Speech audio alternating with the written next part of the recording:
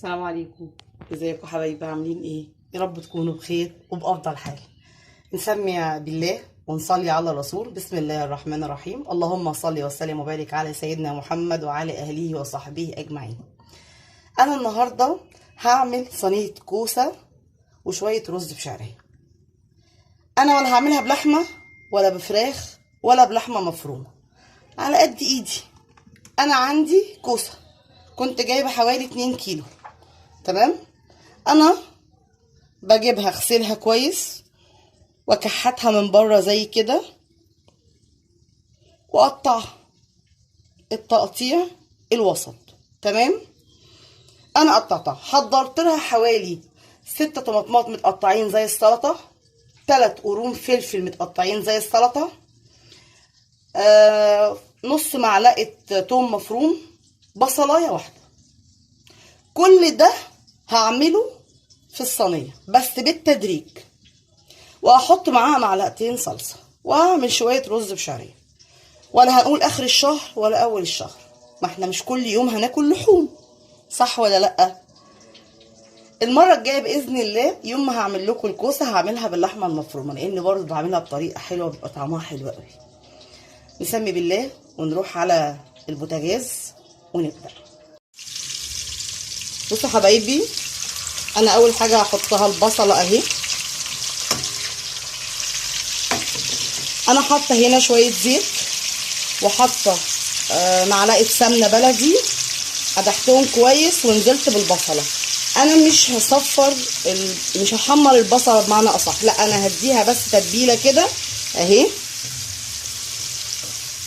وهنزل بالباقي. انا عايزه الطماطم اللي انا مقطعاها دي هنا زي ان هي ايه تتعصج. تمام. ادي البصله قدامكم اهي، بصلايه واحده بس. تمام. ادي الفلفل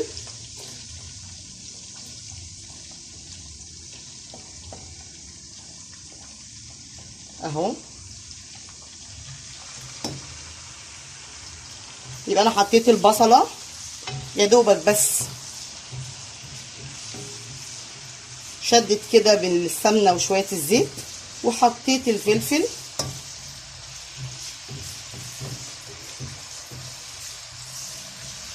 اهو. بصوا يا حبايبي، انا حاطه على العين التانية اهي الشعريه اهي، معلقه سمنه شويه زيت اهي، حاطه الشعريه وبجهز. دايما خليكي نشيطه كده وسريعه، يعني عندك مثلا كذا عين ولعي كل حاجه تحطيها على العين وتمشي عليها. حاطه لحوم حطيها على العين التانية، حاطه رز اهو على عين، الطبيخ على عين تانية. والله هتبقى معاكي المطبخ ده سهل وجميل وبسيط وحلو قوي قوي يعني. ادي الشعريه اهي. انا خلاص برضو اديت صدمه اهي للفلفل. هنزل بالثوم، هنزل بقى بالطماطم كلها ديت اهي. ليه انا ما حطيتلهاش عصير طماطم وخلصت؟ لا انا مش حباها. ولو عندي لحمه مفرومه بعد ما هعصج الحاجات دي هحط اللحمه المفرومه هنا تتعصج معاهم هنا برضو وتشرب من الطماطم والبصل والفلفل والثوم. وبعد كده هنزل برضو قبل ما ازودها شوربه او ميه، هنزل بالكوسه واديها تقليبه واشوحها وشويه توابل، وبعد كده هديها شوربتها او الميه اللي هحطها بمرقتين دجاج، وبعد كده اولع عليهم لحد ما تستوي. انا هوطي عليها واسيب الصلصه دي لحد ما خالص تجيلي، او الطماطم دي تجيلي صلصه. انا حباها كده والله هتعجبكم طعمها قوي ان شاء الله يعني. بصوا يا حبايبي، ادي الشعريه اتحمرت اهي كده تحميرها، بصوا حلو قوي ما شاء الله. تمام. انا مش هعمل رز كتير، انا هعمل بس نص كيلو كفايه. هنزل الرز انا غسلاه كويس.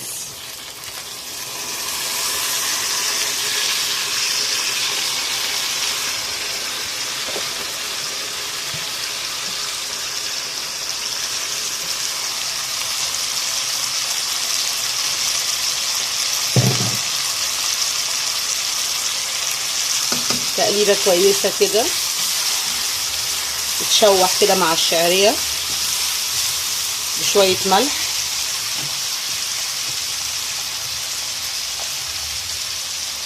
ملح اهو. انا مش هكتر ملح لاني بصراحه لما هحط له الميه هحط له مكعب ماجي اكني ساقيه شوربه، بيبقى طعمها حلو قوي. اهو قدامكم بصوا ما شاء الله، بصوا اهو. والله يا جماعه الرز كمان من اسهل الحاجات اللي بتتعمل مع الاكل يعني.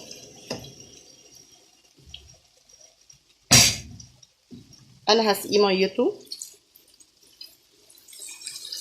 اتفقنا ان الرز بنغطيه بعقله عقله ونص بس.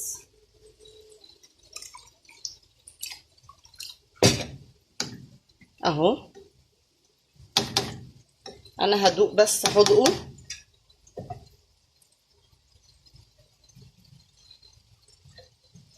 مش كده تمام.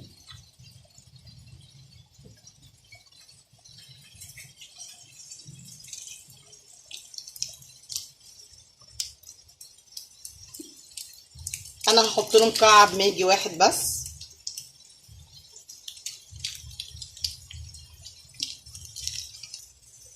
اهو بس مكعب واحد، وهقلبه وهغطيها، واول ما يبدأ يتشرب هوطي عليه. تعالوا نشوف كده الصلصة بتاعت الكوسة. بصوا نزلت صلصتها اهي اهي. انا ده اللي عايزاه اهي. هاخدها واشوح وهي كده معاها الكوسه.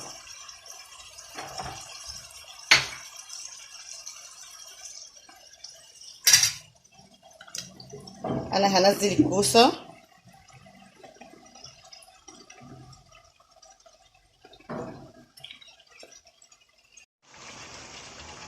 انا نزلتها اهي. هفضل اقلب فيها شويه. انا عايزه الكوسه دي تتشوح معاهم، مع الفلفل ومع الثوم والطماطم والبصل اهو. هحط لها التوابل بتاعتها. التوابل انا حاطه ملح، فلفل، كمون، كزبره، توم بودره، بصل بودره بس، وبرده مكعب ماجي. مش هحط حاجه تاني خالص. وهفضل اشوح برده بيها كده لحد ما هلاقي ان الكوسه دي دبلت كده وشربت من كل اللي انا حاطاه فيها.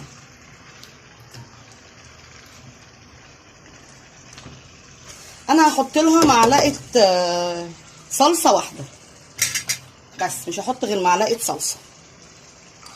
انا حاطه لها طماطم مظبوطه بس انا حابه ازود معلقه صلصه.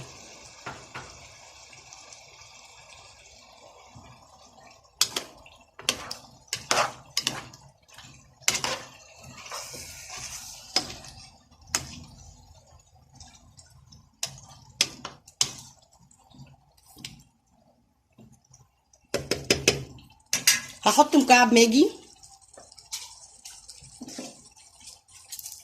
اهو، مكعب واحد.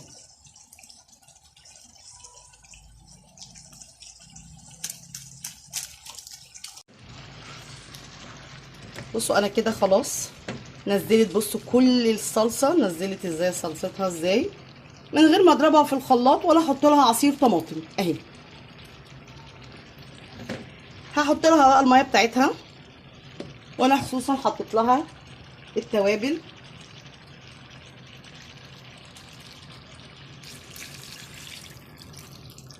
اهي. انا هغطيها. الكوسه ما بتاخدش سوا كتير يعني. انا هسويها هنا على البوتاجاز وبعد كده هدخلها الفرن تحت الشوايه تاخد لون. تمام. نشوف الحدق بتاعها مع بعض كده. بصوا عامله ازاي يا حبايبي، والله جميله جدا جدا. بصوا اهي.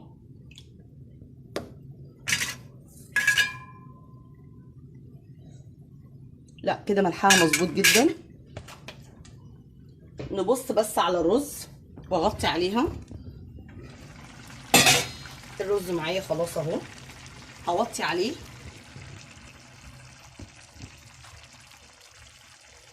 هقلبه تقليبه واحده بس لما بيجي يتشرب. بصوا مفلفل وحلو ازاي. هقرب لكم الكاميرا اهو. بصوا انا كده اديته تقليبه اول ما بيتشرب على طول، وبعد كده بوطي عليه واسيبه بقى يستوي على نار هاديه اهو.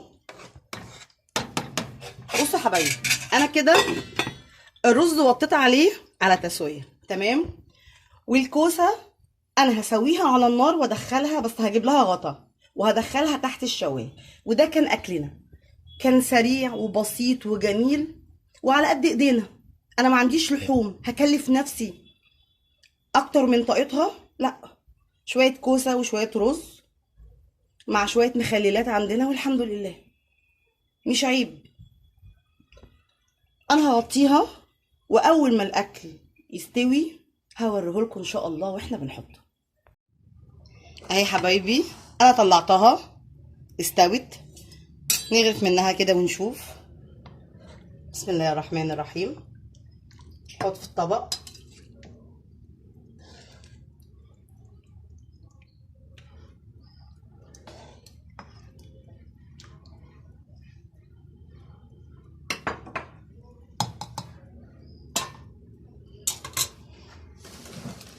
اهي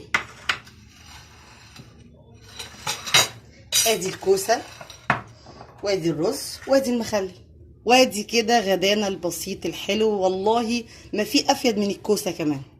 نشوف الرز. بسم الله الرحمن الرحيم اهو